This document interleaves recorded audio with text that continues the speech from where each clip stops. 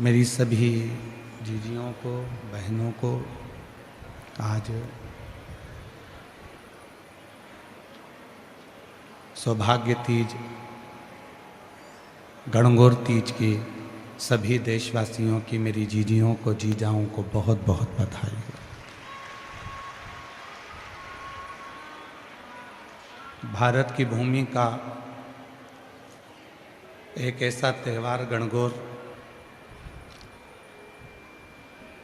ईसर गोरा की पूजा, जिसमें भगवान शिव की कथा सुनने वाले भगवान शंकर और पार्वती की पूजन 16 दिन तक मेरी जीजियों ने, मेरे बेटियों ने करी है। माँ गौरा महारानी से, गणगौर महारानी से निवेदन है, ईश्वर जी से निवेदन है, आप सबका सुहाग अखंड हो, अमर हो, यही बाबा से प्रार्थना करते हैं, यही निवेदन करते हैं। शिव कृपा, प्रेशर खोलो, प्रेशर अंदर, प्रेशर नहीं है सामने। शिव कृपा जब तक जीव के ऊपर नहीं होती है, भगवान शंकर की करुणा जब तक जीव पर नहीं होती, तब तक वह जीव शिव का नहीं हो पाता है, भगवान शंकर का नहीं हो पाता।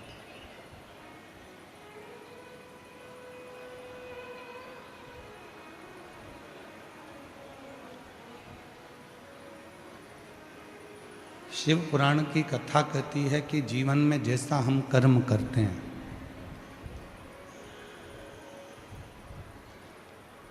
उस कर्म के अनुसार ही हमको फल की प्राप्ति होती है।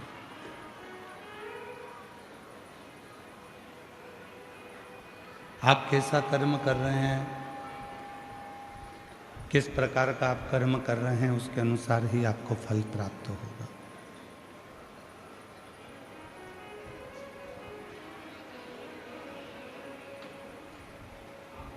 व्यक्ति का जो मृत्यु लोक में कर्म है, वैसा कि वैसे ही कर्म उसके प्राण छूटने के बाद भी रहता है।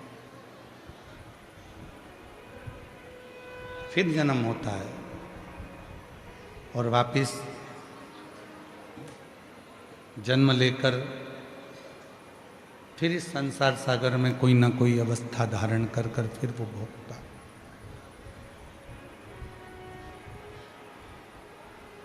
इसलिए शिव महापुराण की कथा कहती है कि मत बुरे कर्म कर बंदे, वरना पछताएगा, भगवान की आंखों से तू बच नहीं पाएगा, तू बच नहीं पाएगा। अरे ओ अज्ञानी मत कर नादानी, अरे ओ अज्ञानी मत कर नादानी, तेरे कर्म का फल भी तू ही पाएगा, जैसा किया तूने तेरे आगे आएगा। मत बुरे कर्म कर बंदे, वरना पछताएगा, भगवान की आंखों से तू बच नहीं पाएगा, तू बच नहीं पाएगा। हमारा पूर्व का जो कर्म है, हम पूर्व में जो कर्म कर चुके होते हैं, उसी कर्म के अनुसार हमको अगला जन्म प्राप्त होता है। कुछ अच्छा कर चलो। संसार में जन्म लिया है, संसार सागर में जन्मे हैं, संसार सागर में यदि हमारा और आपका जन्म हुआ है तो कुछ अच्छा कर चलो, कुछ श्रेष्ठ कर चलो। बड़ी मुश्किल से ये मानव का देह मिला है, बड़ी मुश्किल से मानव का शरीर मिला है। और ये मानव का जो शरीर है, मानव का जो देह है, इसको व्यर्थ नहीं गंवाना। ये जो शरीर है, ना जाने कितनी तप और साधना का फल है।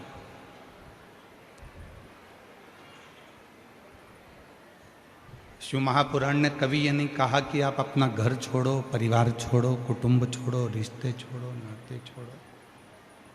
शिव महापुराण कभी ये नहीं कहती कि आप अपना परिवार, कुटुंब, नाते, रिश्ते, घर, परिवार कुछ छोड़ कर जाओ। शिव महापुराण की कथा तो कहती है कि परिवार में रहकर, रिश्तों में रहकर, नातों में रहकर, कुटुंब में रहकर इस शरीर का सदुपयोग करो।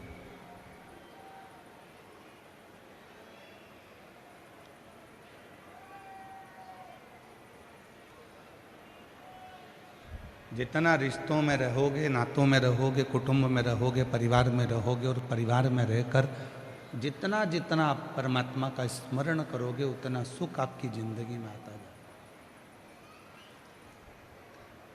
घर छोड़ने की जरूरत नहीं है, परिवार छोड़ने की जरूरत नहीं है, नाते रिश्ते छोड़ने की जरूरत नहीं है।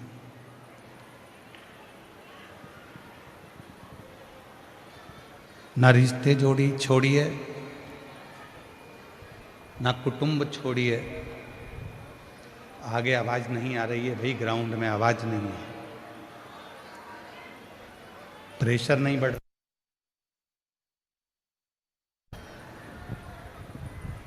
रिश्ते, नाते, कुटुंब, कबीले, ये जितने भी हैं, इनको बिना छोड़े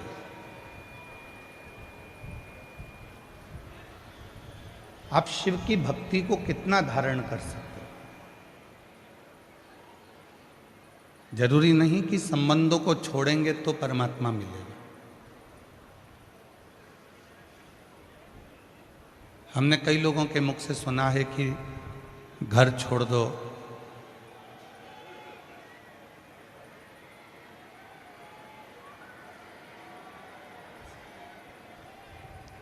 कई लोगों के मुख से सुना है कि घर छोड़ दो, ईश्वर मिल जाएगा। परिवार छोड़ दो, ईश्वर मिल जाएगा। पर शिव महापुराण की कथा कहती है, घर छोड़ने से कभी ईश्वर नहीं मिला, परिवार छोड़ने से कभी ईश्वर नहीं मिला। हाँ, शिव महापुराण की कथा एक बात कहती है, अपने भीतर के अभिमान को छोड़ दो, ईश्वर मिल जाएगा, ईश्वर प्राप्त है।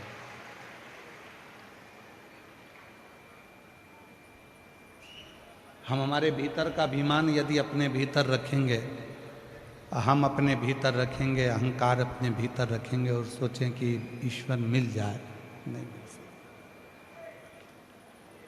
ईश्वर नहीं मिलेगा। ईश्वर कब प्राप्त होगा? परमात्मा कब प्राप्त होगा? जब हमारे भीतर का अभिमान जाएगा, हमारे भीतर की अभिमत्ता जाएगी, हमारे भीतर का अहम जाएगा, हमारे भीतर की आसक्ति चली जाएगी, तृष्णा चली जाएगी। अच्छा, शिव महापुराण ने एक और बात कही। शिवपुराण ये भी नहीं कहती कि तुम मत कमाओ। शिव महापुराण की कथा कहती है कि तुम्हारे शरीर की जितनी कैपेसिटी है उससे 4 गुना ज्यादा कमाओ।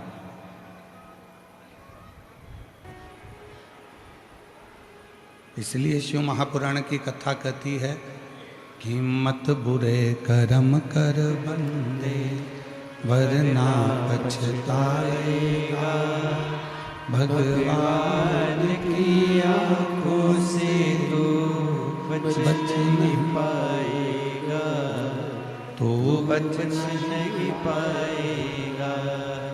अरे ओ अज्ञानी मत कर नादानी, अरे ओ अज्ञानी मत करे नादानी।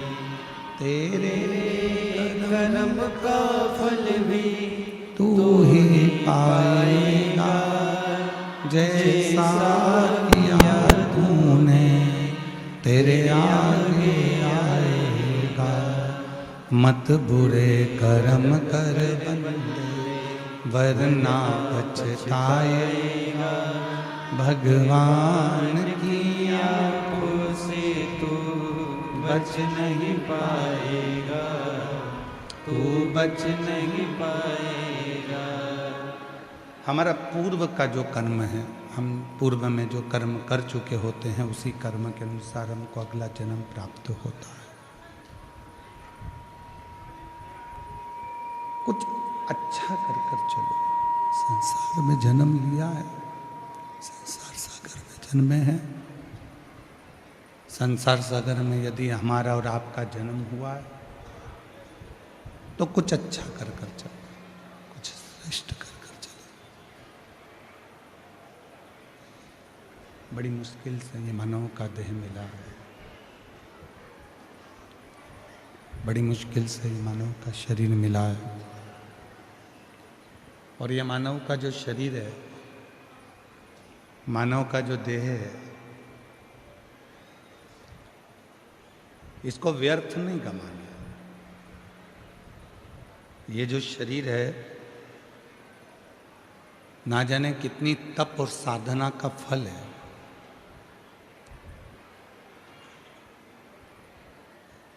शिव महापुराण ने कभी ये नहीं कहा कि आप अपना घर छोड़ो, परिवार छोड़ो, कुटुंब छोड़ो, रिश्ते छोड़ो, नाते छोड़ो।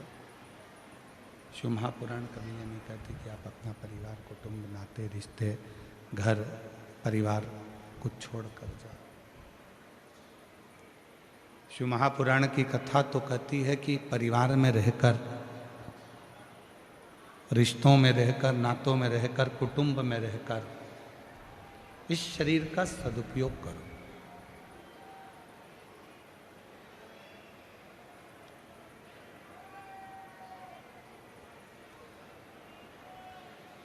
जितना रिश्तों में रहोगे, नातों में रहोगे, कुटुंब में रहोगे, परिवार में रहोगे, और परिवार में रहकर जितना जितना आप परमात्मा का स्मरण करोगे, उतना सुख आपकी जिंदगी में आता है।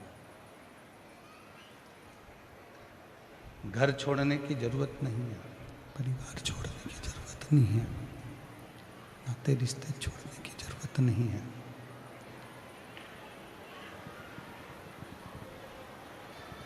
ना रिश्ते छोड़िए, ना कुटुंब छोड़िए। आगे आवाज नहीं आ रही है भाई, ग्राउंड में आवाज नहीं है, प्रेशर नहीं बढ़।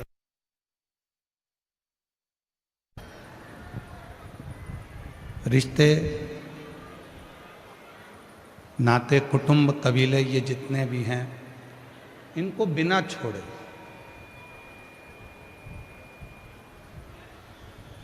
आप शिव की भक्ति को कितना धारण कर सकते हो। जरूरी नहीं कि संबंधों को छोड़ेंगे तो परमात्मा मिलेगा। हमने कई लोगों के मुख से सुना है कि घर छोड़ दो,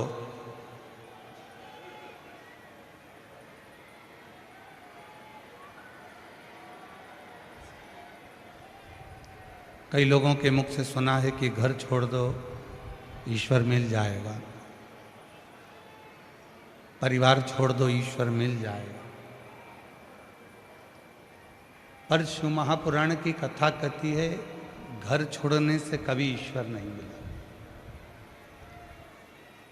परिवार छोड़ने से कभी ईश्वर नहीं मिला। हाँ, शिव महापुराण की कथा एक बात कहती है, अपने भीतर के अभिमान को छोड़ दो, ईश्वर मिल जाएगा, ईश्वर प्राप्त हो।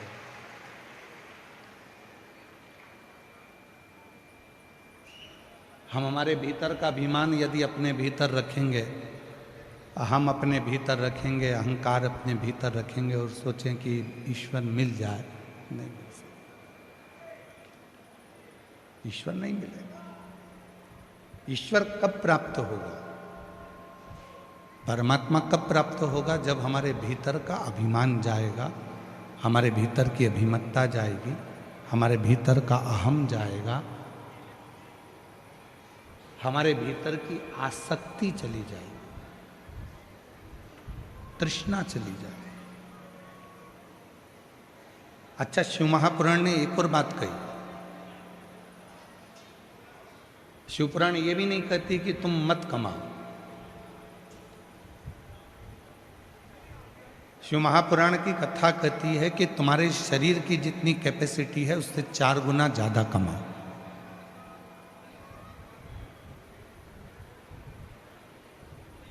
शिव महापुराण ये भी नहीं कहती कि आप किसी नदी के तट पर जाकर बैठ जाओ। शिव पुराण तो कहती है अपने कर्म में लगे रहो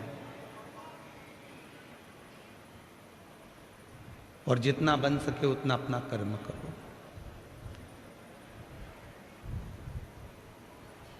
फिर शिव पुराण ने कहा कि ना घर छोड़ो, ना परिवार छोड़ो, ना किसी नदी के तट पर जाकर बैठो। घर से बड़ा, परिवार से बड़ा कोई आश्रम नहीं है। उस गृहस्थाश्रम में रहकर शिव को एक लोटा जल चढ़ाकर उस परमात्मा के होकर दे।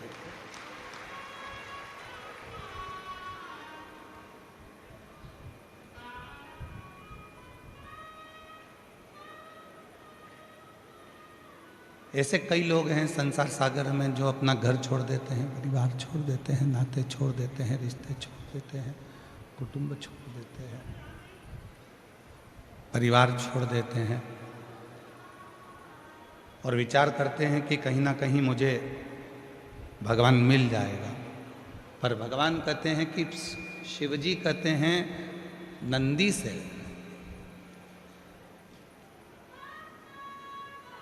कि हे नंदी, मैं स्वयं अपनी धर्मपत्नी को नहीं छोड़ता, मैं स्वयं अपने बच्चों को नहीं छोड़ता, मैं स्वयं नंदी तुझको नहीं छोड़ता, मैं किसी को नहीं छोड़ता। तो मैं क्यों कहूं कि तू अपना घर छोड़ के, परिवार छोड़ के, रिश्ते छोड़ के, नाते छोड़।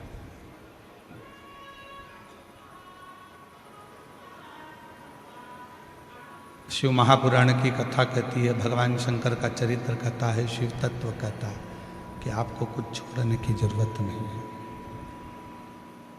कुछ नहीं छोड़ना है। आपको तो केवल घर में रहकर, परिवार में रहकर, नातों में रहकर, रिश्तों में रहकर, कुटुंब में रहकर, अपने सगों के बीच में रहकर भगवान की भक्ति को धारण करना है, भगवान की विरल भक्ति को धारण करना है। क्यों छोड़े?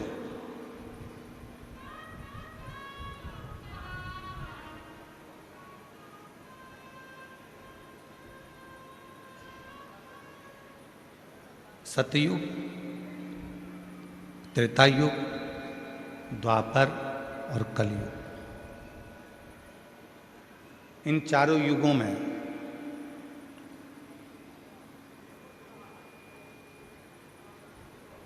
कौन श्रेष्ठ था? किनकी कीमत होती थी? आवाज सेट करते बाबू, सेट नहीं है, बाहर का रिटर्न ज्यादा आ रहा है।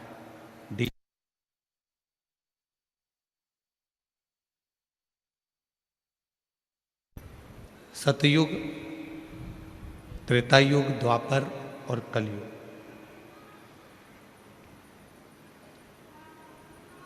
किनकी कीमत श्रेष्ठ है? तो कहा जब सतयुग था तो भक्तों की कीमत थी।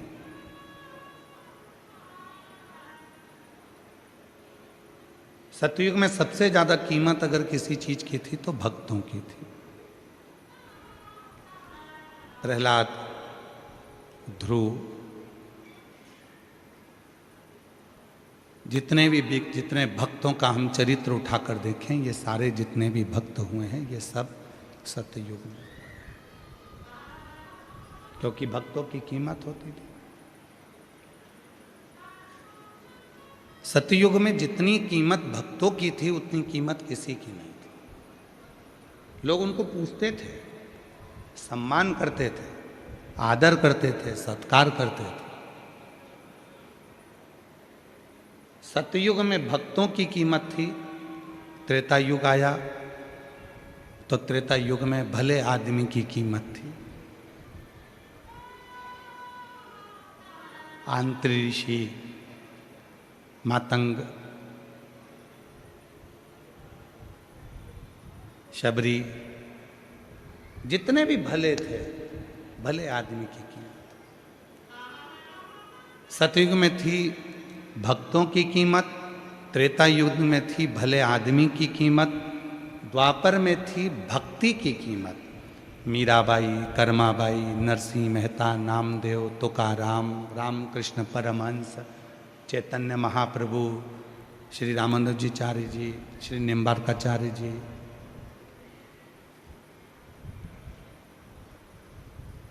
भक्ति की कीमत बढ़ी। सत्ययुग में भक्तों की कीमत बड़ी थी, त्रेता युग में भले आदमी की कीमत बड़ी थी कि भले आदमी को सम्मान, आदर, सत्कार, भले आदमी की कीमत है। द्वापर आया, भक्ति की कीमत बढ़ी। अब आया कलयुग, तो कलयुग में केवल भ्रष्ट व्यक्ति की कीमत बढ़ी है, बाकी की सबकी कीमत घट गई है।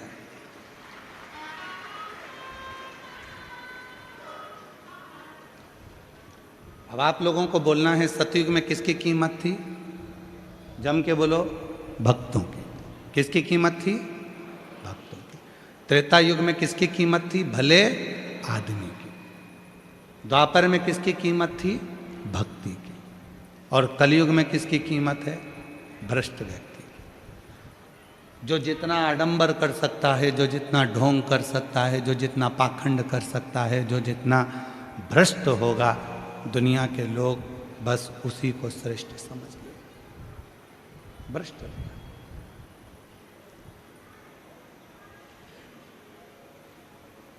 आज दुनिया के लोगों ने करा क्या? परमात्मा को त्याग कर, भगवान को दूर हटाकर लोग अपनी पूजन में लग गए। और शिव महापुराण ने इस कलिकाल में वो चक्रा घुमाया, शिव महापुराण ने वो चक्रा घुमाया कि शिव महापुराण ने कह दिया तुम किसी की पूजन मत करो, किसी संसारिक व्यक्ति की पूजन मत करो, कहीं इधर उधर आडंबर में ना फंसो, बस एक लोटा जल लो और शिव जी को चढ़ाना प्रारंभ करो और तुम्हारी जिंदगी के सारे दुख में, तुम्हारे जीवन के सारे दुख, तुम्हारे जीवन के सारे कष्ट, तुम्हारे जीवन की सारी तकलीफें तुम मिटा लो।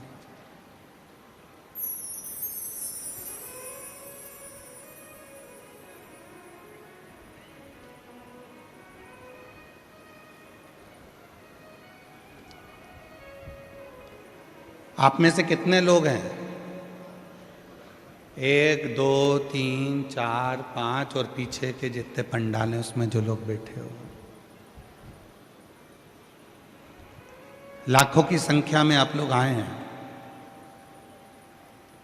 आप में से कितने लोग हैं जो 12 घंटे की तपस्या करते हो? कोई करता है? हम भी नहीं करते। कोई कहे कि सीवर वाले गुरुजी तुम तपस्या करते हो क्या 12 घंटे की? नहीं करते। आप में से कितने लोग हैं जो 9 घंटे की तपस्या करते हो? कोई नहीं करता।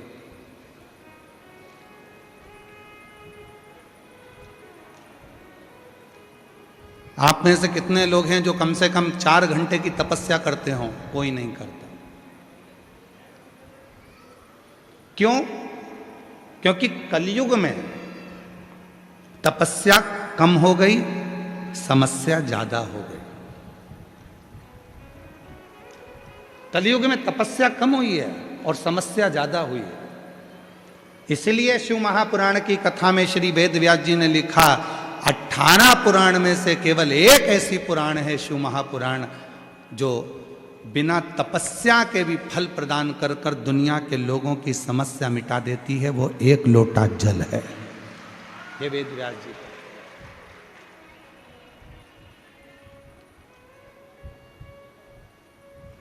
14 घंटे की तपस्या, 12 घंटे की तपस्या, 6 घंटे की तपस्या, 3 घंटे की तपस्या, 2 घंटे की तपस्या, 1 घंटे की तपस्या, कली काल में तपस्या कम हो गई है और समस्या बढ़ती चली गई है। हर व्यक्ति के जीवन में समस्या पड़ी हुई है।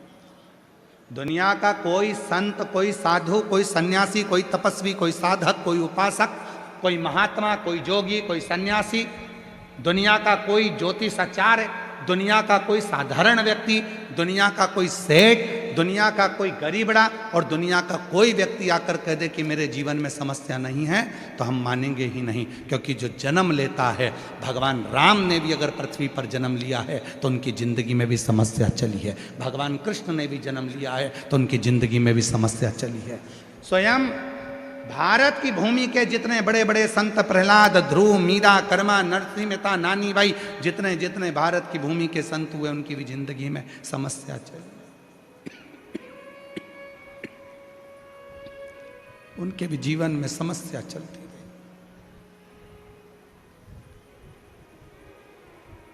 तपस्या कम हो गई, समस्या बढ़ती चली गई।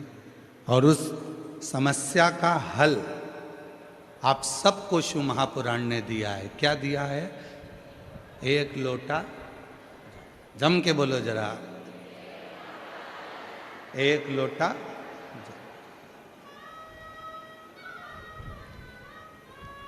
14 घंटा तपस्या नहीं कर सकते, 12 घंटा तपस्या नहीं कर सकते, 10 घंटा तपस्या नहीं कर सकते, 5 घंटे तपस्या नहीं कर सकते, 1 घंटे तपस्या नहीं कर सकते। मत करो, 1 मिनट निकालो, अपने घर में से 1 लोटा जल भरो और अपने पास का जो मंदिर हो, अपने आसपास में जो भी शिव का मंदिर हो, वहाँ जाकर चढ़ाना प्रारंभ करो। तुम्हारी जिंदगी भर की तपस्या का फल शिव देना प्रारंभ कर देंगे और शिव तुमको सुख देंगे।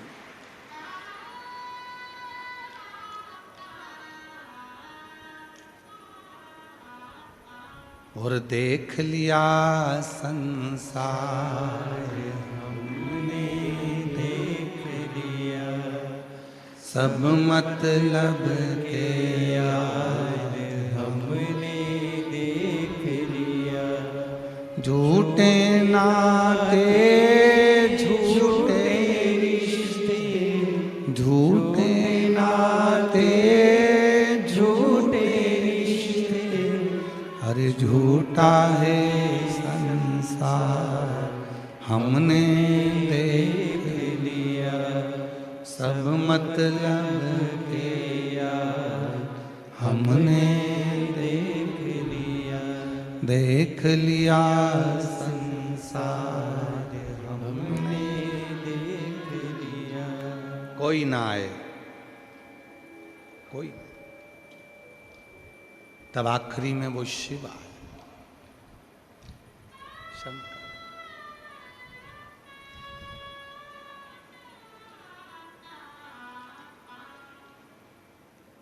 जितने भी युग हुए हैं, प्रत्येक युग में शिव का स्मरण हुआ और हर युग में शिव को नीचे दबाने का प्रयास किया गया।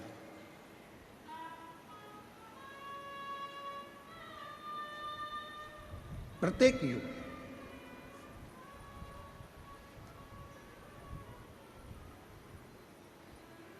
पशुपति व्रत, अच्छा देखिए, श्रीमद् भागवत को उठाकर देखिए, रामचरितमानस को उठाकर देखिए, आपको वर्णन मिलेगा। राम जी महाराज ने पाशुपत्य अस्त्र को अपने पास में रखा।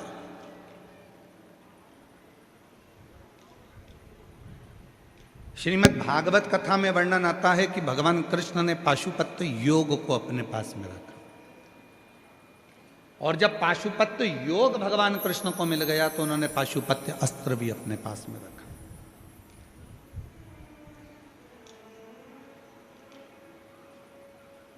पाशुपत्य योग, पाशुपत्य अस्त्र सब देवताओं ने अपने पास में रखा। वेदव्यास जी शिव महापुराण में लिखते हैं, वेदव्यास जी विद्येश्वर संहिता में लिखते हैं कि संसार के लोगों ने भगवान शिव से निवेदन करा कि भोले बाबा, राम जी ने आपका पशुपत अस्त्र प्राप्त कर लिया, भगवान कृष्ण ने पशुपत अस्त्र प्राप्त कर लिया, पाशुपत योग प्राप्त कर लिया, पर ये संसार के लोगों का कल्याण, कलयुग में जो जन्म लेंगे इनका उद्धार कैसे होगा? तो वेद व्यास जी लिखते हैं कि भगवान शिव स्वयं माँ पार्वती से कहते हैं कि कली काल में मैंने त्रेता में राम जी को पशुपत अस्त्र दिया है, मैंने द्वापर में भगवान कृष्ण को पशुपत अस्त्र दिया है, मैंने द्वापर में भगवान कृष्ण को पशुपत योग दिया है, मैंने त्रेता में भगवान राम को पशुपत योग दिया है, पर मैंने कलयुग के लोगों के लिए एक व्रत बचा कर रखा है और वो है पशुपति व्रत। ऐसा व्रत जिससे व्यक्ति कलिकाल में सारे सुख प्राप्त कर सकता है। पाशुपत्य व्रत, पशुपत व्रत वो व्रत है जिससे संसार का मनुष्य जो चाहे वो प्राप्त कर सकता, जो चाहे। महापुराण में वेद व्यास जी लिखते हैं, मैंने राम जी महाराज को पशुपत अस्त्र दिया है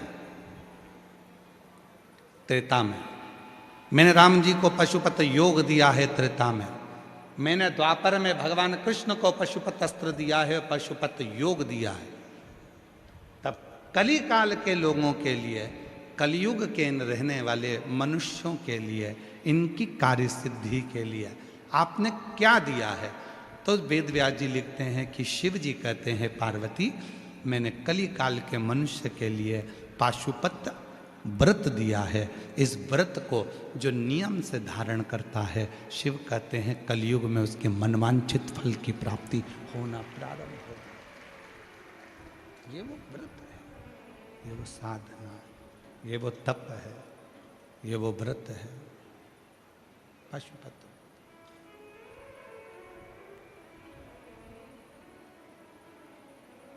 और मैंने तेरे ही भरोसे बाबा, तेरे ही भरोसे हवा बिच उड़ती जावांगी बाबा, डोर भक्तो छड़ी नाम कटी जावांगी। भोले मैं तेरी भगत, शंभु मैं तेरी भगत। शिव ने दिया है, अब संसार के लोग उसको धारण करें ना करें। शिव तत्व कहता है, शिव महापुराण की कथा कहती है, भगवान शंकर का चरित्र कहता है, शिव महापुराण की कथा कहती है। शिव तत्व कहता है कि इस संसार सागर में, इस भव सागर में शिव की साधना, शिव का तप, शिव की भक्ति बार बार जन्म और मरण के प्रपंच से दूर कर देती। हम नहीं कर सकते। हो सकता है जयपुर के लोग 14 घंटे, 15 घंटे, 10 घंटे की तपस्या करते हों, पर सियोर वाला महाराज तो 10 घंटे की, जाने दो 3 घंटे की तपस्या भी नहीं करता। हम अपनी कह रहे हैं।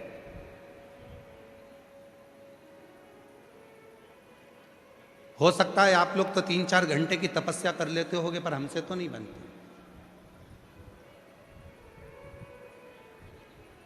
हाँ, हमसे एक काम बनता है जो मेरे वेद व्यास जी ने लिखा शिव पुराण में, कि कली काल में,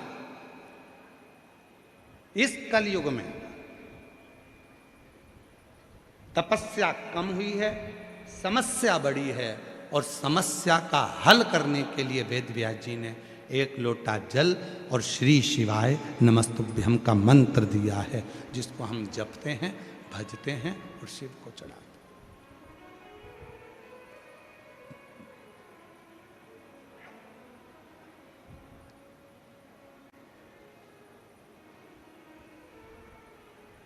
आप में से कितने लोग हैं जो शिव जी के मंदिर में 1 लोटा जल चढ़ाने जाते हैं? हाथ उठाओ जरा। सभी लोग जाते हैं? रखिए, रखिए। प्रणाम आपके चरणों में। मैं नमन करता हूँ जयपुर की इस पवित्र मेरी बहनों को, मेरे जीजाओं को, मेरी बेटियों को, बेटाओं को, मेरे बुजुर्ग माँ बाप को मैं प्रणाम करता हूँ आपको, जो आप शिव के मंदिर में जाते हो। और भोलेनाथ जी से कहते रहना, कुछ भी हो जाए, तेरा मंदिर मत छुड़वाना, पलंग पर मत पटकना, चलते फिराते अगर लेकर भी जाना है तो किसी के आश्रित कर कर मत पटकना, चलते फिरते तेरे धाम तक लेकर जा।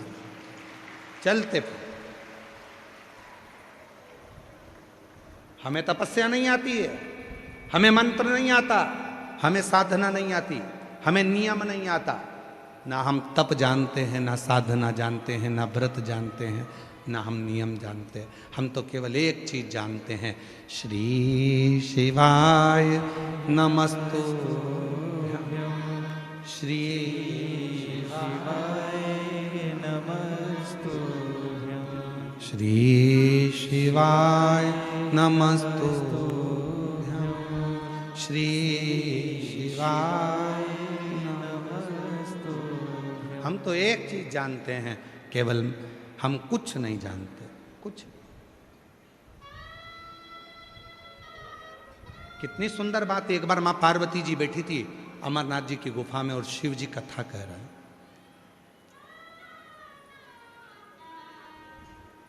कथा पूरी हुई, मां जगतजननी नंदी पर बैठकर वापिस आई, और नंदी पर बैठकर जब मां आद्य शक्ति जगतजननी जगदम्बा दुर्गा भवानी जब वापिस आई तो नंदी पर मां पार्वती जी ने अमरनाथ की गुफा में तो प्रश्न किए, उसका उत्तर तो मिला, पर अमरनाथ की गुफा के साथ में पार्वती जी ने जब अमरनाथ की गुफा से वापस आ रही थी तो नंदी के ऊपर बैठकर फिर प्रश्न किया,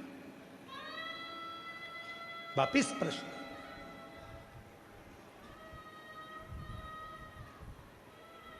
और पार्वती जी ने कौन सा प्रश्न किया? पार्वती जी बोली, संसार के कई लोग हो सकता है कि विद्या अध्ययन नहीं करे हो, संसार के बहुत सारे लोग ऐसे हैं, हो सकता है किसी गुरु की शरणागति ना गए हो, संसार के कई लोग ऐसे हैं जिन्होंने किसी विद्यालय में पढ़ाई ना करी हो, संसार के कई लोग ऐसे हैं जिन्होंने कहीं किसी गुरु की शरणागति ग्रहण ना करी हो, किसी के उनको संस्कृत बोलना नहीं आती, उनको मंत्र बोलना नहीं आते, उनको साधना करना नहीं आती। क्या आप संसार के लोगों के लिए ऐसे कोई मंत्रों का निर्माण करें हैं जिससे संसार के लोग अगर उस मंत्र का स्मरण करें तो उनको उसका फल मिल जाए? तो शिव जी ने शाबर मंत्र का प्रयोग बताया। शाबर मंत्र जो शिव के द्वारा स्वयं प्रकट हुआ, शाबर।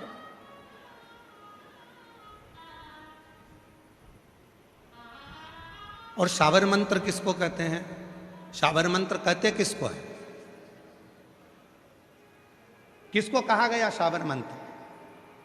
कई लोग कहते हैं सियोर वाले महाराज जी तो वही की वही भजन गुनगुना देते हैं, वही की वही लाइनें गुनगुनाते रहते हैं, इनकी जितनी कथा सुनो सारी कथा में एक जैसी लाइन मिलेगी, मंत्र बस वो एक एक लाइन गुनगुनाते रहते हैं। क्या है?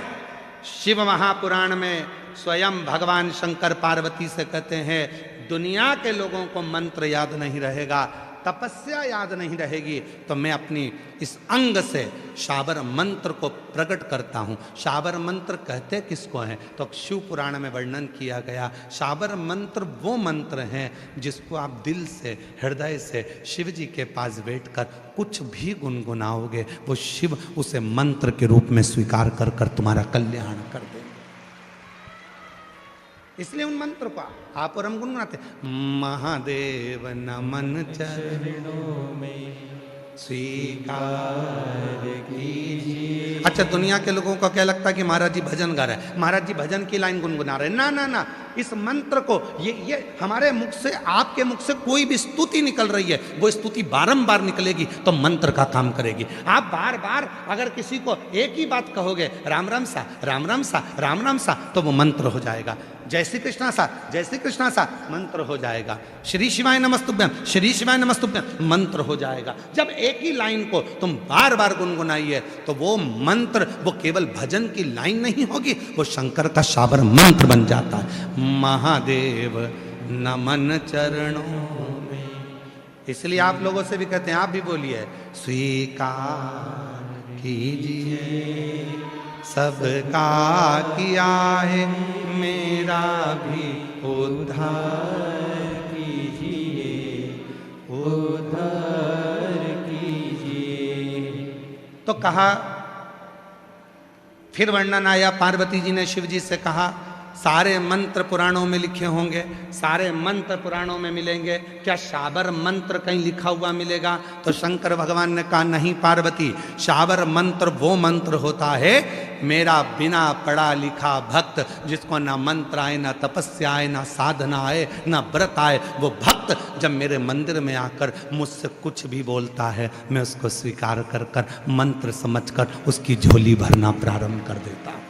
उसकी जो जैसी भावना लाया वो वैसा ही फल पाया, नहीं खाली उसे लौटाया वो मन ही मन हर्षा।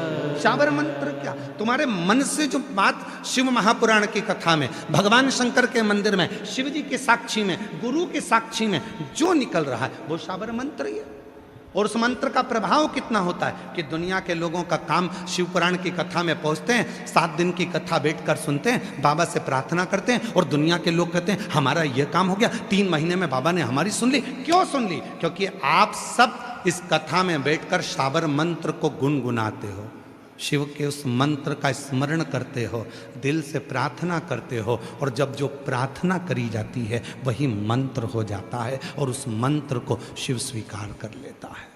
शिव स्वीकार जो पढ़ा भी नहीं है, जो कुछ जानता भी नहीं है, जिसको कुछ नहीं आता, ना मंत्र जानता, ना तपस्या जानता, ना साधना जानता, ना व्रत जानता, शिव जी ने उसको शाबर मंत्र दे दिया। शाबर मंत्र क्या है? कोई तुमसे पूछे, तुम जब नेट पर सर्च करोगे, गूगल में सर्च करोगे, यूट्यूब पर निकालोगे कि शाबर मंत्र निकालो, तो शाबर मंत्र ना किसी पुराण में, ना किसी पोथी में कहीं नहीं लिखा गया। शाबर मंत्र कौन सा है? तो यूट्यूब पर, गूगल पर आप सर्च कर कर देखेंगे तो लिखा आएगा, जो तुम दिल से, जो तुम हृदय से, जो तुम बार बार भगवान के लिए गुनगुनाओगे, भगवान के लिए वही मंत्र शाबर मंत्र हो जाता है। उसी मंत्र को शिव स्वीकार करते हैं।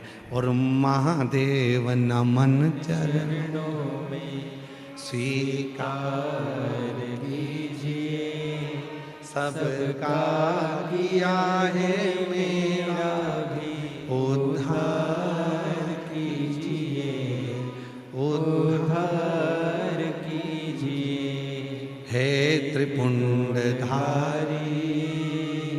हे त्रिशूलधारी, हे त्रिपुंडधारी, हे त्रिशूलधारी, चरणों में तेरे बाबा जी पावन है चारों धाम, चरणों में तेरे बाबा जी पावन है चारों धाम, तेरी देव करते वंदना, पूजे सीताराम, हो जाए पूरी कामना, हो जाए पूरी कामना। उपकार कीजिए, सबका किया है मेरा भी उद्धार कीजिए, उद्धार कीजिए। शिव मंदिर जाओ, लोटा भर जल चढ़ाओ, जो तुम्हारे मन में आए वैसे शिव को पुकारो। तपस्या कलयुग में नहीं हो सकती, समस्याएं बड़ी हैं, उन समस्याओं का हल एक लोटा।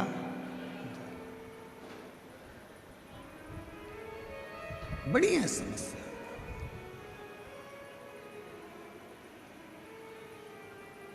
और कोई कह दे इस कलिकाल में, कलयुग में आने के बाद अगर कोई कहता है कि नहीं साहब मैं तो 12 घंटे तपस्या करता हूँ, मैं 9 घंटे तपस्या करता हूँ, मैं 22 घंटे तपस्या करता हूँ, मैं 24 घंटे तपस्या करता हूँ, श्री शिवाय नमस्ते, हाथ जोड़ लो, प्रणाम करो, नमन करो, चलो। 2 चीजें हैं, एक होता है वरदान और दूसरा होता है आशीर्वाद। जम के बोलो कौन कौन सा चीज है? आवाज नहीं आई, जम के बोलो। पहले नंबर पे वरदान, दूसरे नंबर पर आशीर्वाद। दो चीजें हैं और दोनों में जमीन और आसमान का अंतर है।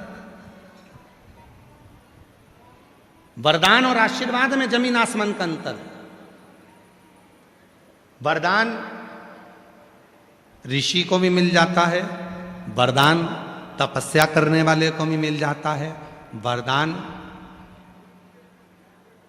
असुर को भी मिल जाता है, वरदान कोई बहुत राक्षस है उसको भी मिल जाता है, वरदान सुर को भी मिल जाता है, वरदान असुर को भी मिल जाता है, वरदान पशु को भी मिल जाता है, वरदान पक्षी को भी मिल जाता है, और वरदान कोई दुष्ट है पापी है उसको भी मिल जाता है।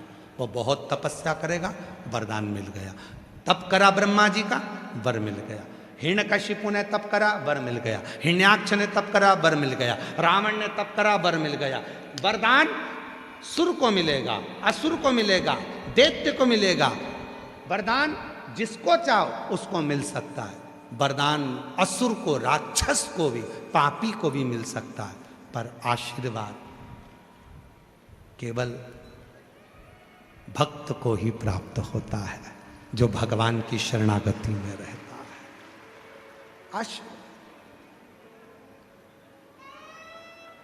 और शिव महापुराण की कथा कहती है, तुम्हारे घर में तुम्हारे बुजुर्ग माँ बाप तुमको आशीर्वाद दे रहे हैं ना, तुम्हारे मम्मी पापा, तुम्हारे पिताजी माताजी अगर तुमको आशीर्वाद दे रहा है ना, तो बड़े किस्मत वाले हो कि तुम्हें आशीर्वाद मिल रहा।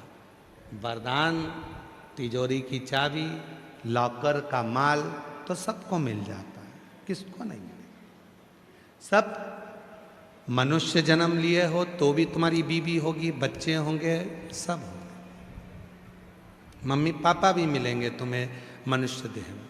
और तुम अगले जन्म में अगर कोई दूसरा जन्म लेकर पैदा हुए, मान लो कुत्ता बन गए, बिल्ली बन गए, सुंगरा बन गए, गधा बन गए, पशु बन गए, पक्षी बन गए, तो उसमें भी तुम्हारे को पत्नी मिलेगी हो। अपन लोग कहते हैं ना, कुत्ता की कुतिया, बिल्ला की बिलैया, हिरन की हिरनिया, तोता की तोती, कौवा की कौनी, मोर की मोरनी। तो हर जन्म में तुम्हें पत्नी मिलेगी। यह मत सोचो कि केवल इसी जन्म में पत्नी मिलेगी। यह तुम्हारा पीछा छोड़ने वाली नहीं है। 7 जन्म का फेरा है तुम्हारा, ऐसे कोई पीछा नहीं छोड़ेगी। हर जन्म में मिलेगी पत्नी, हर जन्म में मिलेगी, बच्चे हर जन्म में मिलेंगे। तुम जिस जन्म में पैदा होगे, तुम माथे की जूं भी बन जाओगे तो वो लीख बनकर पैदा होगी। ऐसे हर जन्म में पत्नी मिलेगी, बच्चे मिलेंगे।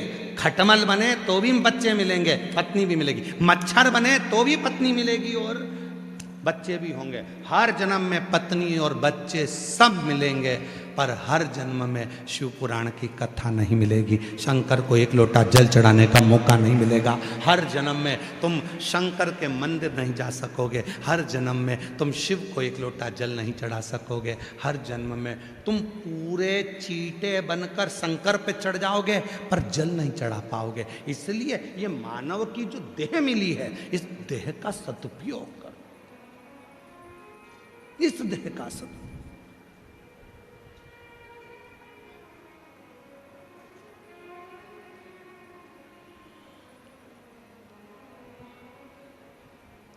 और शिव के सिवा कहीं दिल ना लगाना, शिव के सिवा कहीं दिल ना लगाना, वरना पड़ेगा तुझे आंसू बहाना, वरना पड़ेगा तुझे आंसू बहाना। शिव के सिवा कहीं दिल ना लगाना, शिव के सिवा कहीं दिल ना लगाना। तो वरदान मिलना सरल है, पर आशीर्वाद मिलना कठिन है। मम्मी आशीर्वाद दे रही है, पापा आशीर्वाद दे रहे हैं, पिताजी आशीर्वाद दे रहे हैं, माँ आशीर्वाद दे रही है, रिश्तेदार आशीर्वाद दे रहे हैं। समझ लेना भगवान की बड़ी कृपा है। कोई तो है जो तुम्हें आशीर्वाद दे रहा है, कोई तो है।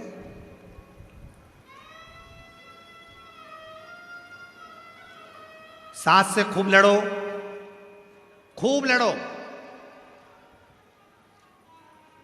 ननन से खूब लड़ो, पर पांव पड़ना बंद मत करो। सास से खूब लड़ो पर पांव पड़ना बंद मत करो। खूब लड़ लो, जितनी तुम्हारी कैपेसिटी है जूड़ा बांध बांध के लड़ो, अच्छी जोरदार लड़ो, दमदारी से लड़ो, पर प्रणाम करना बंद मत करना, पांव पड़ना बंद मत करना। वो लड़ ले, झगड़ ले, तुम्हें रोटी नहीं दे, अलग कर दे, दूसरे मकान में भेज दे, तो भी सिर पे पल्लू मल्लू लेके तुरंत पहुंच जा। और 30 त्योहार पे जाके डोकरी के बुढ़िया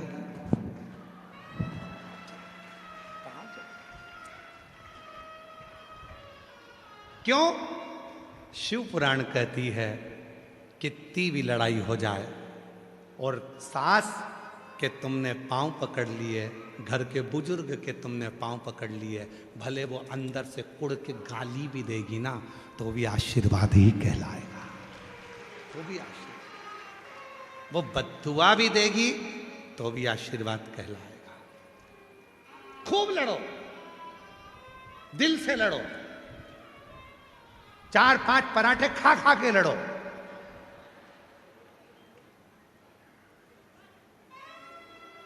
ब्यूटी पार्लर से तैयार होके लड़ो,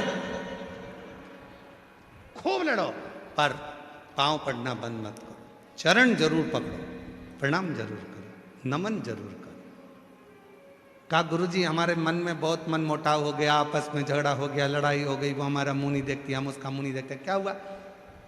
निसड़ले बनकर चले जाओ, अपने को तो बस जाना है, चले पांव पकड़िए, प्रणाम करो। घर से निकाल देगी तो पांव पड़ने वाले को कोई नहीं निकालता, पांव तो पड़ो, निकाल देगी तो निकाल देगी, अपन तो पांव पड़ो। हम क्या करते हैं? लड़ाई होती है, पांव पड़ना बंद कर देते, प्रणाम करना बंद कर देते। शिव पुराण क्या कहती है? शिव पुराण क्या कहती है? बड़ा कौन है? शिव पुराण क्या कहती है? बड़ा कौन है? शिव महापुराण की कथा कहती है जो किसी के आगे झुककर चलना सीख जाता है वो जिंदगी का सबसे बड़ा व्यक्ति कहलाता है। सबसे। मेरे शंकर भगवान को देखो, देवताओं ने अमृत पी लिया, सारे देवता अमृत की तैयारी में, तो सबके पास अमृत आने वाला था और शंकर जी के पास में विष भेज दिया गया। पार्वती जी ने कहा तुम्हारे पास में विष भेजा है, विष पियोगे? शंकर भगवान बोलने लगे क्या हुआ, विष पीने में तकलीफ क्या है, मैं तो पीऊंगा। विष पिया, विष धारण करा।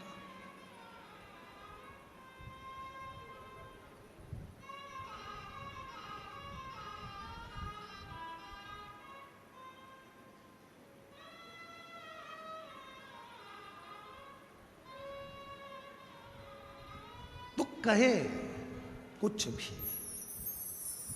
शिव महापुराण की कथा कहती है आशीर्वाद लेने में पीछे मत हटना। एक गलती हो गई थी ब्रह्मदेव से, ब्रह्मा जी ने कह दिया था ये पूरी सृष्टि का निर्माण मैंने किया है और सृष्टि का निर्माता भी मैं हूं, रचने वाला भी मैं हूं, संहार करता भी मैं हूं, सब कुछ मैंने किया, सब कुछ। भगवान विष्णु के मुख से निकल गया था, ब्रह्मा जी तुम कहते हो कि सृष्टि तुमने बनाई है, निर्माण करता तुम हो, संहार करता तुम हो, बनाने वाले तुम हो। तब भगवान नारायण ने कह दिया कि सृष्टि का निर्माण करता भी शिव है, चलाने वाला भी शिव है और संहार करने वाला भी शिव।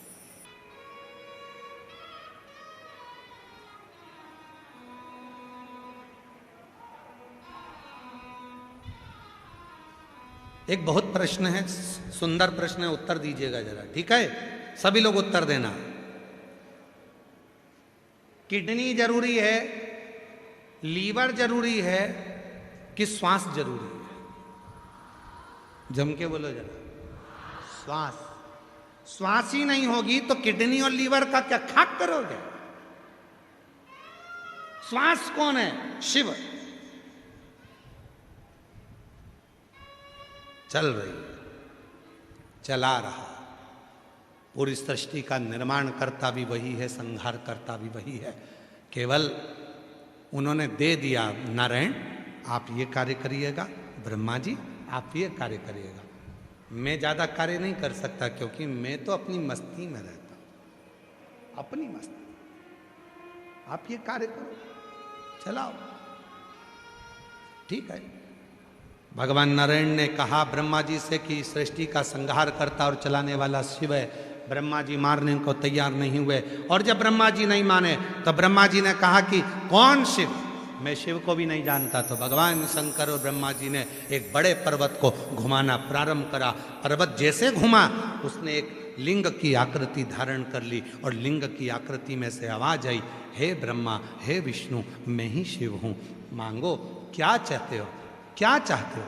तब भगवान नारायण ने कहा मांगने के लिए नहीं, ब्रह्मा जी आपको समझ नहीं पा रहे थे, ब्रह्मा जी आपको जान नहीं पा रहे थे, इसलिए आपको प्रकट किया। ब्रह्मा जी कहने लगे ये शिव है, ये एक गोल आकृति, पिंडी की आकृति, शिवलिंग की आकृति, ये शिव है। ब्रह्मा जी मानने को तैयार नहीं हुए कि इनका मुख कहां है, इनका चरण कहां है। और मेरी जीजियों, कई माताओं की आदत रहती है कि शिवलिंग की पिंडी में मुख देखती हैं। शंकर जी का मुख किधर होगा? इधर है, इधर है, इधर है, इधर है, किधर है? शंकर जी के 5 मुख हैं, चारों दिशा में 4, और एक शंकर जी का मुख शिवलिंग के ठीक ऊपर के भाग में। जैसे ये शिवलिंग दिख रहा है तो एक मुख इधर, एक मुख उधर, एक मुख उधर, एक मुख उधर, और जो ऊपर का गोल भाग दिख रहा है शंकर जी का एक मुख ऊपर की ओर होता है। क्यों? क्योंकि अगर कोई भूल से भी बेलपत्र चारों दिशा की जगह मेरे शिवलिंग पर चढ़ा दे, भूल से भी चावल का दाना ऊपर ना चढ़ाकर नीचे भी चढ़ा दे, भूल से भी एक पुष्प चारों दिशा में या ऊपर की ओर कहीं पर भी शिवलिंग पर अगर ये कहीं पर भी चढ़ाएगी, शंकर कहते हैं मैं उसको स्वीकार कर लूंगा। मेरे पास में सर्वस्वता है। और हम कहां देख रहे हैं? शंकर जी को पाना है तो कहां बैठना पड़ेगा? यहां बैठो। शिव जी को पाना है तो क्या करना पड़ेगा? ऐसे करना पड़ेगा। शंकर भगवान का शिवलिंग कहता है तुम्हारे घर में शंकर भगवान का शिवलिंग है, उस शिवलिंग का मुख कहां पर है? तो शिव पुराण कहती है चारों दिशा में मुख है, और शंकर का शिवलिंग का एक मुख ऊपर की ओर भी है। शिव स्वयं आनंद के साथ पशुपति नाथ के रूप में पंचानंद बनकर विराजमान। एकानंद चतुरानन पंचानन राजे, भोले पंचानन राजे। एक मुख भगवान नारायण, ब्रह्मा 4 मुख, और भगवान शिव 5। एकानंद चतुरानन पंचानंद राजे, भोले पंचानन राजे। हंसासन गरुड़ासन, हंसासन गरुड़ासन, वृषवाहन साजे। शंकर जी की आरती, शंकर भगवान की आरती, किसी भी देवी देवता की आरती उतार कर देखिए, जगदीश भगवान की आरती उतारोगे जगन्नाथ जी का वर्णन मिलेगा, राम जी की आरती उतारोगे राम जी का वर्णन मिलेगा, भगवान कृष्ण की आरती उतारोगे कृष्ण भगवान का वर्णन मिलेगा, देवी की आरती उतारोगे तो देवी का वर्णन मिलेगा। केवल शंकर भगवान की एक आरती ऐसी है, पूरी आरती में तीनों देवताओं का वर्णन है, और उसमें भी शंकर जी का वर्णन सबसे आखिरी में है, सबसे आखिरी में। एकानंद चतुरा, भगवान विष्णु भगवान ब्रह्मा आखिरी में, पंचानन राजे, हंसासन गरुड़ा, हंस का आसन गरुण का आसन सबसे आगे आखिरी में, हंसासन गरुड़ासन, वृषवाहन साजे। आखिरी में वृषभावान, मतलब शिव जी की आरती में भी शंकर भगवान सबसे पीछे। क्यों? शिव जी कहते हैं तुम आगे रहो, तुम आगे रहोगे तो मुझे खुशी मिलेगी। मैं विष पीकर भी खुश रह लेता हूँ, विष पीकर भी मैं देवों में भी देव महादेव कहला जाता हूँ, और तुम अमृत पीकर भी देव कहला पाते हो। अमृत पीकर भी तुम देवता हो और मैं विष पीकर भी महादेव। महादेव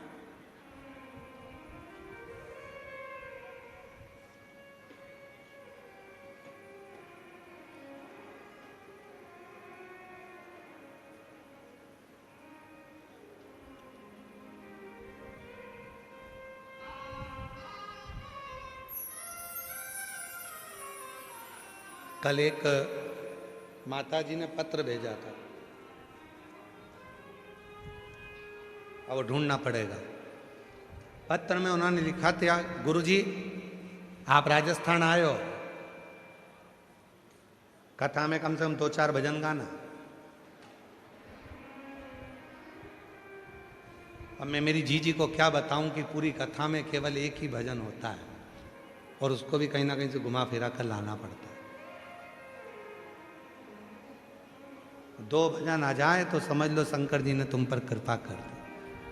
और तुम अगर सोच के बैठी हो कि 3-4 भजन हो जाए तो हम बाद में गाने बजवा देंगे हो, पर कथा में भजन 1 या 2 बाबा की कृपा से आएंगे। शिव तत्व, क्योंकि पूरी कथा में आपको केवल शंकर को महसूस करना है, पूरी कथा में शिव से अपने मन की बात करना, शिव का गुणगान सुनना है, शंकर भगवान ने क्या क्या लीला करी है उसका स्मरण करना। सास ओटले पर बैठकर, बाहर बैठकर जब अपनी बहू की बड़ाई करती है ना, और बहू के कानों में वो बड़ाई सुनने में मिल जाती है ना, तो बहू बहुत खुश होती है। शाम को खीर बनाती है, मालपुआ बनाती है सास के लिए, मम्मी खाओ। मम्मी बोली क्यों रही बेटी आज खीर क्यों नहीं, बस मेरा मन कर गया, क्योंकि बहू को सुनने में आ गया सास ने मेरी बड़ाई करी है। उसी तरह जिस देवता की कथा सुनने के लिए बैठे हो उसका जितना गुणगान कर सकते हैं उतना गुणगान करो, और उतना गुणगान सुनो, तो वो भी तुम्हारे लिए कुछ अच्छा करने का प्रयास करेगा कि मेरा गुणगान कर रहा है, मेरा गुणगान। और शिव के सिवा कहीं दिल ना लगाना, शिव के सिवा कहीं दिल ना लगाना। शुद्ध भाव से ब्रह्मा जी से कहा कि यही शिव है, ब्रह्मा जी नहीं। अब ब्रह्मा जी क्या बोले भगवान विष्णु से, मुझे शिवलिंग का चरण देखना है और सिर देखना है, कहां मुख है मुझे वो देखना, शिव जी का मुख कहां पर है मुझे वो देखना। भगवान नारायण ने हाथ जोड़कर ब्रह्मा जी से कहा, ब्रह्मदेव कैसी बात करते हो, शंकर भगवान के शिवलिंग में मुख देखने की होड़ मत रखो। और फिर निवेदन करूं पूरी जयपुर के श्रोताओं से, कोई तुमसे पूछे कि तुमने शंकर जी को देखा है, साफ मना कर देना कि ना तो हमने शिव जी को देखा है और ना कभी हम शिव जी को देखना चाहते हैं। शिव जी को देखना भी नहीं चाहते और ना हम शिव जी को कभी देखें, तो फिर शिव पुराण की कथा क्यों सुनते हो? तो कहना बस उसको महसूस करना चाहते हैं। हवा दिखना नहीं चाहिए, हवा तो हमारे शरीर में अंदर प्रवेश करना चाहिए। हवा दिखेगी वो ठीक नहीं है, हवा महसूस करो कि हवा चल रही है। हम तुम्हारे सामने कूलर चला देते हैं, हवा दिखाकर बताओ कि हवा कहाँ है, ऐसी चल रहा है इसकी हवा कहाँ है, पेड़ों से हवा निकल कर जा रही है, हवा कहाँ है? हवा दिखती नहीं है पर शरीर उसको महसूस करता है। शिव दिखता नहीं है पर वो महसूस करने में आता है। जब वो झोली भरता है तो महसूस होता है कि उसने कृपा कर। इस कथा को केवल लोग कथा के पंडाल में केवल स्तुति करने के लिए आते हैं, केवल प्रार्थना, उसको निवेदन करने के लिए आते हैं, उसकी मिट्टी को लगाने के लिए शरीर पर आते हैं, उसको विनय करने के लिए आते हैं। हृदय से करना। ब्रह्मा तुम स्वीकार नहीं करते? ब्रह्मा जी ने कहा मैं नहीं मान सकता। शिवलिंग का मुख कहां है? शिवलिंग के चरण कहां है? और याद रखना मेरी जीजियों, मेरे जीजाओं, मेरी बेटियों, मेरे बेटाओं, मेरे बुजुर्ग माँ बाप, स्मरण में रखना, शंकर के मंदिर में तुम कहीं पर भी बैठकर शंकर को जल चढ़ाओगे वो स्वीकार करेगा। खड़े होकर भी अगर शिव जी के शिवलिंग पर जल चढ़ा रहे हो तो भी वो स्वीकार कर रहा, क्योंकि वो एकानंद चतुरानन पंचानंद राजे, भोले पंचानंद राजे, हंसासन गरुड़ासन, हंसासन गरुड़ासन, वृषवाहन साजे। ओम हर हर हर सब जगह पर उसका प्रत्येक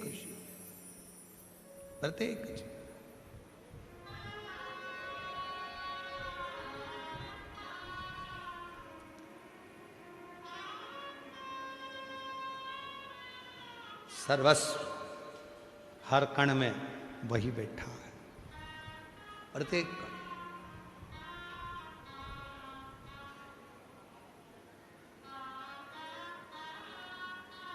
शिव कथा कह रहे, भगवान शंकर का चरित्र कह रहा है, शिव महापुराण की कथा वर्णन कर रही है। ब्रह्मा जी ने कहा कि ठीक है, मैं भगवान शंकर का शीश देखने के लिए जाता हूं।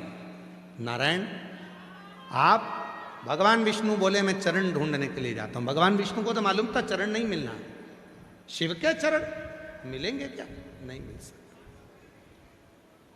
अभी आपको कथा में कहा, कोई पूछे कि शंकर जी को देखा है? नहीं देखा। शंकर जी को देखना चाहोगे? नहीं देखना चाहते। हम तो उसको महसूस करना चाहते। ब्रह्मा जी ने गलती करी थी शंकर जी का मुख देखने की। क्या हाल हुए ब्रह्मा जी के, अभी ये कथा में बताया जाएगा। मुख देखना है ब्रह्मा जी को, और भगवान विष्णु कह रहे हैं देखने की जिद मत करो। शंकर भगवान को देखना जरूरी नहीं है, शंकर भगवान को महसूस करना जरूरी है। वो प्रत्येक रोम रोम में है। जब जल चढ़ाओ तो महसूस करो कि मैं अपने पापा से बात कर रही हूं, मैं अपने पिता से बोल रही हूं। निवेदन करिए, विनती करिए, हृदय से बाबा को अपने मन का भाव कहिए। सभी लोग साथ में प्रार्थना करेंगे।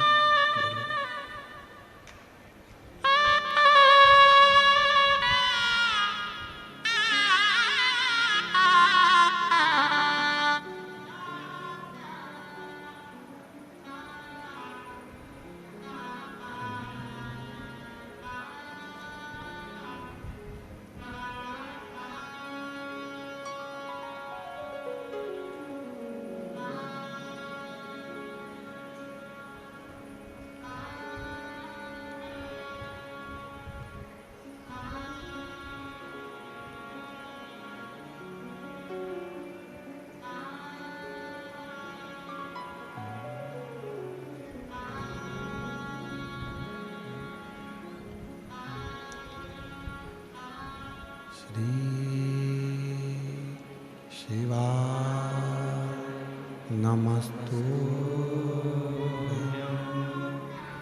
श्री शिवाय नमस्तुभ्यं, श्री शिवाय नमस्तुभ्यं,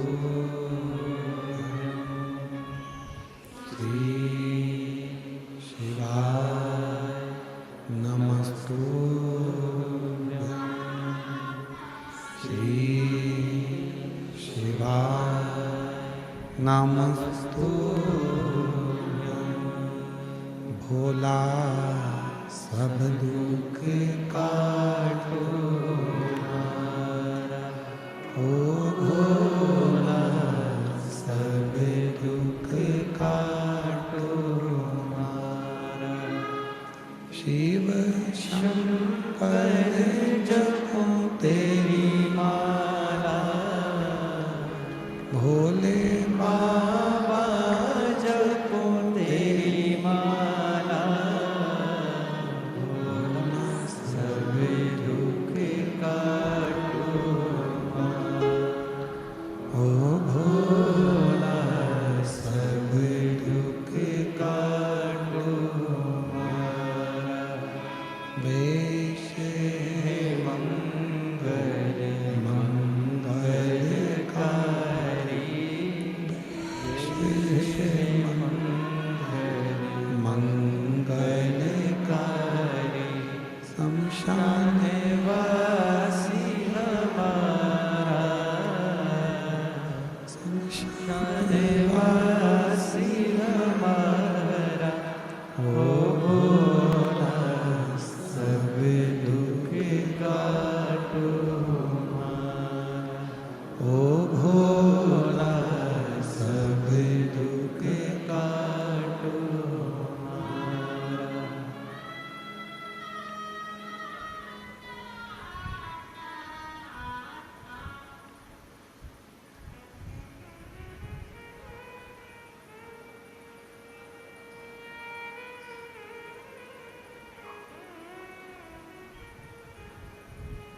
बाबा देवदिदे महादेव भगवान शिव वरदान कालदर्शी कैलाशी विनाशी भगवान शंकर की पवित्र कथा कर रही है, शिवापुराण की कथा वर्णन कर रही है। भगवान शंकर का पवित्र चरित्र वर्णन कर रहा है, शिव तत्व कह रहा है। भगवान शंकर की पवित्र कथा वर्णन कर रही है, शिव पुराण कह रही है। गला खींचकर बोलना पड़ रहा है। शिव तत्व कह रहा है। ब्रह्मा जी मुख ढूंढ रहे हैं। भगवान विष्णु ने तो मना कर दिया था कि मुझे मालूम है ना शीश मिलेगा ना चरण मिलेगा, फिर भी ब्रह्मा जी के साथ में लीला करने के लिए भगवान नारायण भगवान शंकर के शिवलिंग का चरण ढूंढने के लिए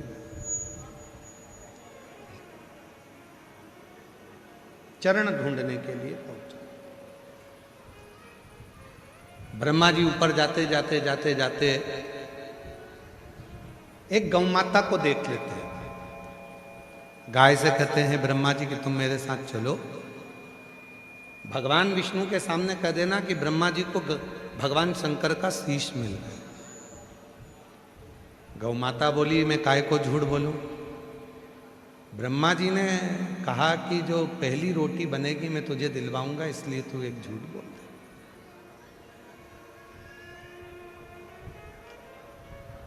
एक रोटी के लिए गौ माता ने झूठ बोल दिया, एक रोटी।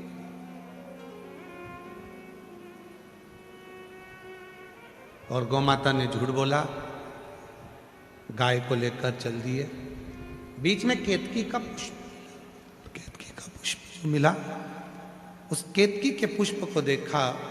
ब्रह्मा जी ने कहा कि केतकी के पुष्प तुम भी हमारे साथ में चलो, और चलकर तुम भी भगवान विष्णु के सामने जाकर, भगवान नारायण के सामने जाकर कह देना कि ब्रह्मा जी को भगवान शंकर के शिवलिंग का शीश मिल गया। केतकी का पुष्प भी झूठ बोलने को राजी हो गया। दोनों आए।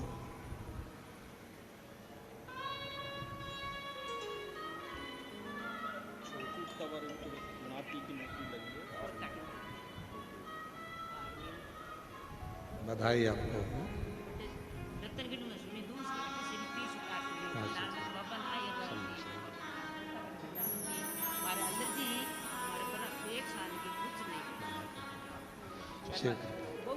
जोरदार ताली बजाइए। पोते का नौकरी लगा है गवर्नमेंट। श्री शिवाय नमस्तुभ्यं।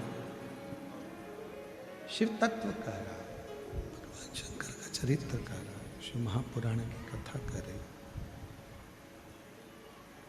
शिव की कथा कर रही है। ब्रह्मा जी केतकी का पुष्प और गौ माता को लेकर ब्रह्मदेव भगवान नारायण के पास में आ गए।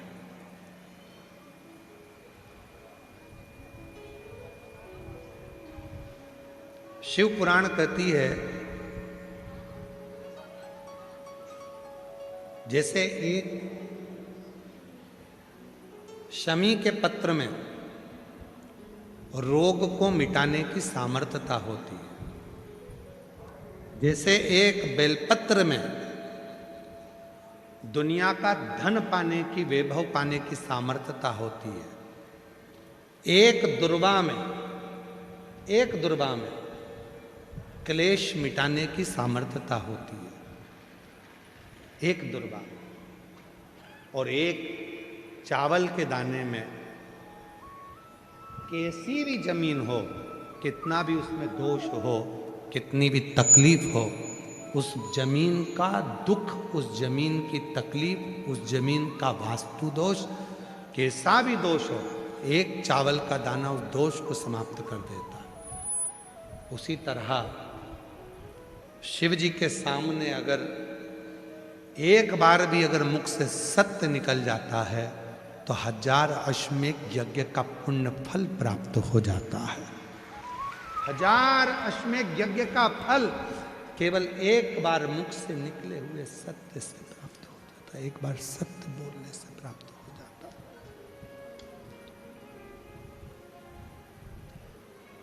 इसलिए हमारे यहाँ कहते हैं सत्यम शिवम सुंदर।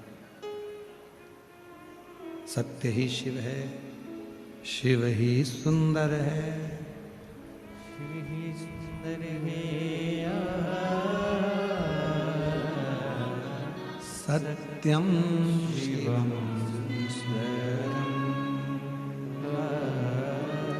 सत्यम शिवम सुंदरम।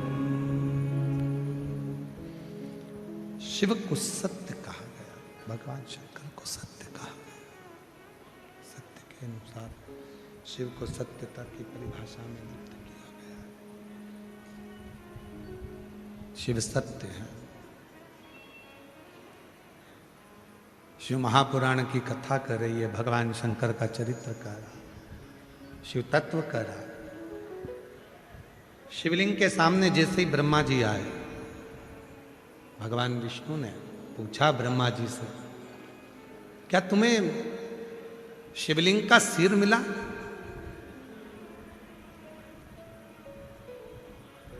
ब्रह्मा जी बोले मैं बाद में बताऊंगा, पहले आप बताओ कि आपको चरण मिले? भगवान सत्यनारायण के रूप में भगवान नारायण ने तुरंत कह दिया कि मुझे भगवान शंकर का चरण नहीं मिला। इतने में शिवलिंग में से आकाशवाणी हो गई, है नारायण, तुमने मेरे सामने सत्य कहा है, आज से पृथ्वी पर तुम सत्य नारायण के रूप में पूजे जाओगे और पूरी दुनिया तुम्हारी पूजेगी। कितने लोग हैं जिनके यहाँ पर सत्यनारायण की कथा हुई है? हाथ उठाओ जरा, सबके यहाँ हुई है? पूरी कथा को पढ़कर देखिए सत्यनारायण भगवान की। पूरी कथा में एक लाइन मिलेगी आपको, लक्कड़हारे ने इस तरह से पूजन करी, सत्यनारायण की कथा करवाई। ब्राह्मण देवता ने इस तरह से दरिद्र ब्राह्मण ने पूजन कराई। राजा ने सत्यनारायण की कथा सुनी, उसने सत्यनारायण की कथा करवाई। पूरी कथा में अगर किसी ब्राह्मण देवता से तुम पूछोगे कि इस पूरी सत्यनारायण की कथा में सत्यनारायण जी की कथा कौन सी थी, जिसको ब्राह्मण ने सुना था, जिसने लक्कड़हारे ने सुना था, जिसको राजा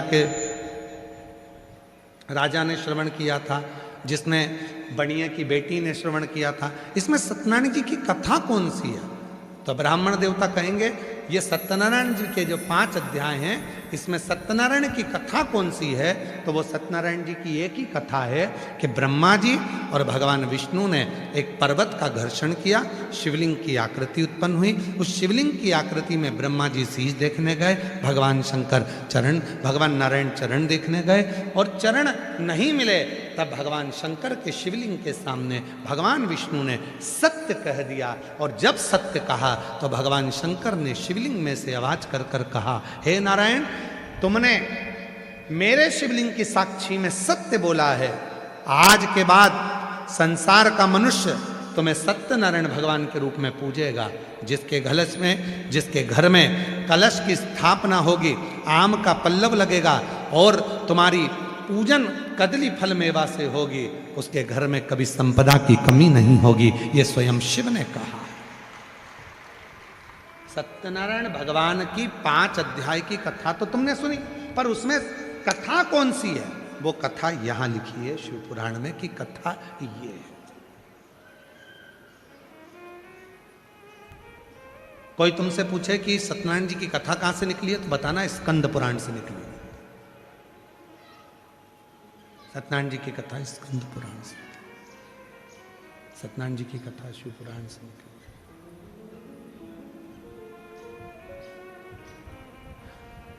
शिव जी प्रसन्न होकर वर प्रदान कर दिए। भगवान नारायण ने पूछा ब्रह्मा जी से, ब्रह्मदेव, क्या तुम्हें शिवलिंग का मुख का दर्शन हुआ है? ब्रह्मा जी ने कहा, मैंने शंकर भगवान के शिवलिंग का मुख का दर्शन करा। झूठ बोल दिया। और अभी कथा में कहा कि सत्य बोलने पर 1000 अश्वमेध यज्ञ का फल प्राप्त हो जाता है, और झूठ बोलने पर दुनिया के जितने जितने हत्या के पाप लगते हैं वो झूठ बोलने पर मनुष्य को लग जाता है। एक सत्य बोलो, क्या जाता है?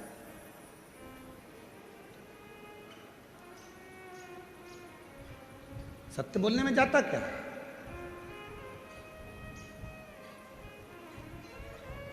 एक लड़के ने एक पत्र लिखा है, अच्छा पत्र है, देखिए। अर्धनारीश्वर भगवान का उन्होंने फोटो भी बनाया है। और पूजा शर्मा पत्नी प्रणव शर्मा हिमाचल प्रदेश से हैं।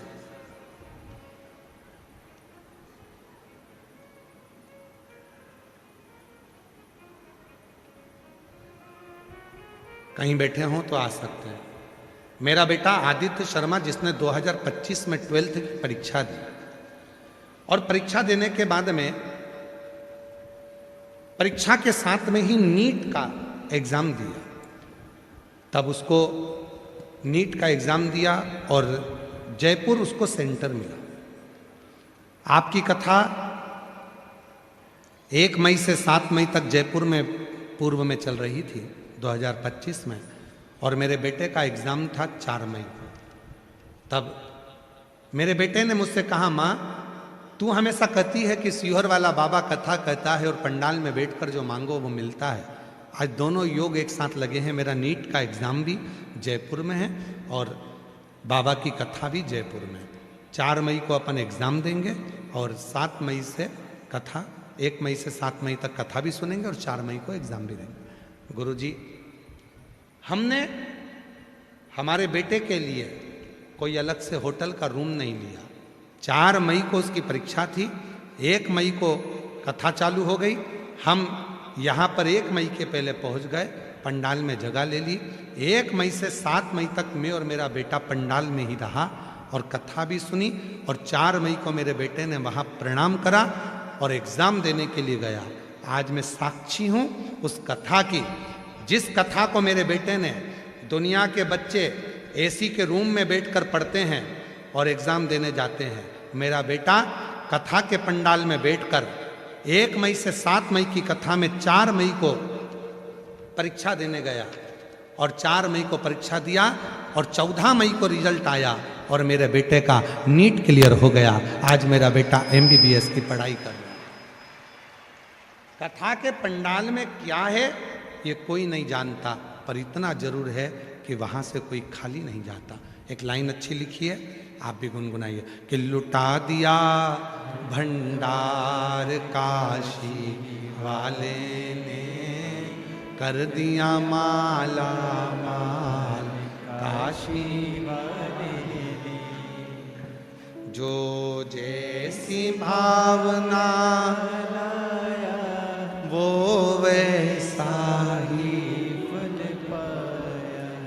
नहीं खाली उसे लौटाया, वो मन आप भी बोलो। और कर दिया काशी वाले ने लुटा दिया भंडार काशी वाले ने। ब्रह्मा जी ने झूठ बोल दिया, और एक झूठ ब्रह्मा जी बोलते चल जाता। ब्रह्मा जी क्या बोल रहे हैं, मेरी ना मानो तो केतकी के फूल से पूछो। केतकी के फूल से शिव जी ने पूछा कि तुम बताओ, भगवान विष्णु पूछ रहे हैं कि बताओ क्या ब्रह्मा जी को सिर मिला है? केतकी के फूल ने झूठ बोल दिया तो शिवलिंग में से आवाज आई, हे केतकी तू मेरे सामने झूठ बोल रहा है, तुझे श्राप देता हूं। 33 कोटि देवता पर केतकी का फूल चढ़ेगा, पर शंकर पर कभी नहीं चढ़ेगा। यदि भूल से भी केतकी का फूल शिव पर चढ़ता है तो 1000 गौ हत्या के बराबर दोष लग जाएगा। केतकी नहीं चढ़ेगी। क्षमा करो प्रभु, क्षमा करो। शिव नहीं क्षमा। ब्रह्मा जी ने कहा अगर आपको झूठ लगता है तो गौ माता से पूछो। गौ माता से कहा, गौ माता बोल, क्या ब्रह्मा जी को शिवलिंग का सिर मिला? एक रोटी के चक्कर में गौ माता ने झूठ बोल दिया। शिव जी ने कहा, गौ माता तू जगत की मां होती है और तू झूठ बोल रही है, जा तेरा पूरा शरीर पूजा जाएगा पर तेरा मुख अपूज्य माना जाएगा। तेरा मुख अपूज्य माना जाएगा। सारे सनातन धर्म में, हिंदू धर्म में कन्यादान आगे से होगा, वस्त्र दान आगे से होगा, मुद्रा दान आगे से होगा, स्वर्ण दान आगे से होगा, भूमि दान आगे से होगा, मंदिर की परिक्रमा आगे से होगी, तीर्थ की परिक्रमा आगे से होगी। केवल एक गौ माता तूने झूठ बोला है, इसलिए तेरी परिक्रमा आगे से नहीं पीछे से प्रारंभ होगी। गाय की पूंछ से चालू होकर गाय की पूंछ पर परिक्रमा विराम होगी। इसलिए गाय का दान आगे से नहीं होता, पूंछ पकड़कर किया जाता। गौ माता की परिक्रमा पीछे से चालू होकर पीछे पूरी होती है। केवल एक तू झूठ बोल गई, क्षमा करो प्रभु, क्षमा करो, क्षमा करो। ब्रह्मा जी तुम झूठ बोल रहे हो। ब्रह्मा जी ने कहा यह आकाशवाणी झूठी है। तब भगवान शंकर शिवलिंग में से प्रकट हो गए और प्रकट होकर उन्होंने अपने पांव के अंगुष्ठ से नखून तोड़कर फेंका। उस नख से काल भैरव प्रकट हो गया। काल भैरव से शिव जी ने कहा इस ब्रह्मा का सिर काट दो जिस मुख से ये झूठ बोल रहा है। काल भैरव ने अपनी चीटी अंगुली का नख तोड़कर फेंका और ब्रह्मा जी का एक शीश जिससे वो झूठ बोल रहे थे वो कटा हुआ शीश लुढ़कता गया। जितनी दूर तक वो शीश लुढ़कता गया उतनी दूर तक ब्रह्मा के रक्त जो निकल रहा था शीश में से कटा हुआ, उस रक्त से एक नदी प्रकट हो गई जिसका नाम कर्मनाशा नदी। आज भी उत्तर प्रदेश में ये कर्मनाशा नदी बहती है। उत्तर प्रदेश गवर्नमेंट ने बड़े बड़े बोर्ड लगा कर रखे हैं, ये कर्मनाशा नदी है। कर्मनाशा। भगवान नारायण ने भगवान शिव जी के हाथ जोड़े, बाबा कृपा करें। ब्रह्मा जी का जो कटा हुआ सिर है लोग इससे ईर्ष्या करेंगे, आप करुणा कर दो। तब भगवान शिव जी ने ब्रह्मा जी के कटे हुए सिर को बट वृक्ष बना दिया और उस बट वृक्ष की पूजन कराने के लिए शिव जी उस बड़ के पेड़ के नीचे जाकर विराजमान हो गए। शिव जी का नाम बटकेश्वर महादेव हो गया। बोल बटकेश्वर महादेव की। शिव जी का नाम बटकेश्वर महादेव। भगवान उघड़दानी बटकेश्वर नाथ के रूप में विराजित हो। भगवान शंकर ने ब्रह्मा जी को समझाया, अर्धनारीश्वर स्वरूप का दर्शन ब्रह्मा जी को कराया। भगवान अर्धनारीश्वर पधार रहे हैं, जोरदार ताली बजाकर स्वागत करिए भगवान श्री अर्धनारीश्वर जी। बोल अर्धनारीश्वर भगवान की। भगवान के अर्धनारीश्वर स्वरूप का दर्शन कराया। सुंदर आनंदमय आज कथा का द्वितीय दिवस यहाँ विराम की ओर जा रहा है। कल कथा का समय दोपहर में 2 बजे से 5 बजे तक रहेगा। और सभी शिव भक्त जो कल से कथा में आने वाले हैं वो कथा का ध्यान रखेंगे। कल से कथा का समय दोपहर में 2 बजे से 5 बजे तक रहेगा और ये कथा 26 मार्च तक चलेगी। 30 मार्च से 5 अप्रैल तक आरणी यवतमाल महाराष्ट्र में कथा रहेगी, जिसका कथा का समय दोपहर में 1 बजे से 4 बजे तक रहेगा। हर हर महादेव।